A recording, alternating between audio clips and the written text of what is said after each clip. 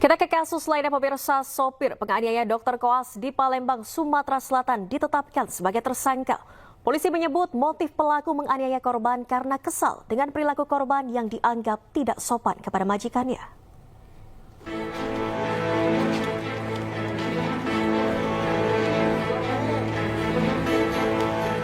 Direktorat Reserse Kriminal Umum Polda Sumatera Selatan menetapkan Fadila alias Datuk sebagai tersangka penganiayaan terhadap Lutfi, seorang dokter koas Rumah Sakit Siti Fatimah, Palembang. Fadila merupakan sopir keluarga L, mahasiswi Fakultas Kedokteran Universitas Sriwijaya yang menjadi pemicu kekerasan. Kepada polisi, pelaku mengaku menganiaya korban lantaran terpancing emosi dengan perilaku korban yang dianggap tidak sopan terhadap majikannya. Motifnya adalah karena pelaku kesal melihat korban seperti tidak respon terhadap ibu teman korban yang bernama, saya inisial, Ibu SM. Ya, ini ibu dari teman korban yang bernama LD.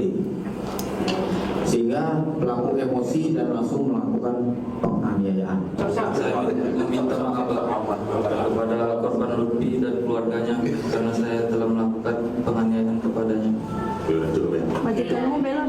Dan juga kepada keluarga Ibu Lina, Bapak Dedi dan Lady, saya meminta maaf yang satu-satunya karena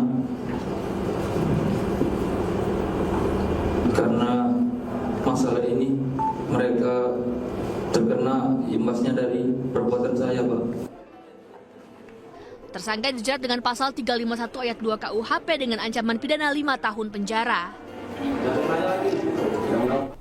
Sebelumnya, pemirsa, aksi penganiayaan dokter koas di Palembang viral di media sosial.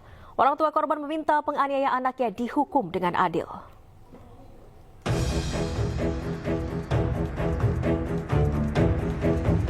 Ditemani kuasa hukumnya Fadila alias Datuk, pelaku penganiayaan dokter koas mendatangi Jatanras Polda Sumatera Selatan untuk pemeriksaan. Kuasa hukum terlapor mengatakan kliennya sudah kooperatif serta berupaya mediasi dan bertanggung jawab terhadap biaya pengobatan. Jadi kita akan meluruskan persoalan karena ini sebenarnya penjadwalan yang mungkin dari si ladinya, dari anak ini mungkin ada beban yang terlalu berat. Dan juga mungkin ada sesuatu yang tidak diberlakukan sama, seperti aja. Sebenarnya miss lah, menurut saya itu miss aja itu. Bahwa saat ini terduga terlapor sudah berada di unit 5 ya, di subdit 3 di unit 5 sudah datang, tadi diantar oleh pengacaranya, jadi saat ini diterima oleh penyidik untuk dilakukan pemeriksaan awal. Sementara itu, ayah korban mengaku putranya masih dalam keadaan syok dan sudah diperbolehkan pulang setelah dirawat di Rumah Sakit Bayangkara, Palembang. Pihaknya berharap pelaku dapat diproses sesuai hukum yang berlaku.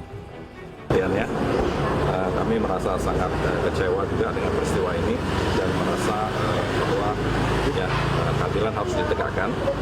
Kami sudah melaporkan kejadian ini kepada kepolisian dan sudah ditindaklanjuti oleh pihak kepolisian. Semoga orang yang melakukan ini dapat dihukum sesuai dengan hukum yang berlaku di Indonesia. Pihak Fakultas Kedokteran Universitas Sriwijaya menyayangkan perkelahian antara dua pria yang salah satu diantaranya merupakan dokter koas. Pihak fakultas kemudian langsung mengadakan rapat koordinasi untuk meminta para rektor memproses insiden tersebut. Setelah kami menerima laporan tersebut pada hari kemarin, telah juga kami lakukan, telah kami dapatkan kronologi alur cerita yang sebenarnya yang terjadi dari laporan baik dari saksi anak-anak kami yang ada di tempat kejadian. Setelah itu kami lapor ke rektor, ya, dan kami bersurat pada pagi hari ini juga, ya, kami minta kepada rektor proses yang semestinya. Sebelumnya, peristiwa penganiayaan yang terjadi di sebuah toko kue di Jalan Demang Lebar Daun, Palembang, Sumatera Selatan viral di media sosial. Korban bernama Lutfi merupakan ketua Koas Fakultas Kedokteran Universitas Sriwijaya, dianiaya sopir dari orang tua mahasiswi kedokteran yang tidak terima anaknya dijadwalkan untuk piket selama libur akhir tahun lantaran ingin menonton konser. Akibat penganiayaan ini, korban menderita sejumlah luka memar di wajah. Dari Palembang, Sumatera Selatan, Firdaus, iNews melaporkan.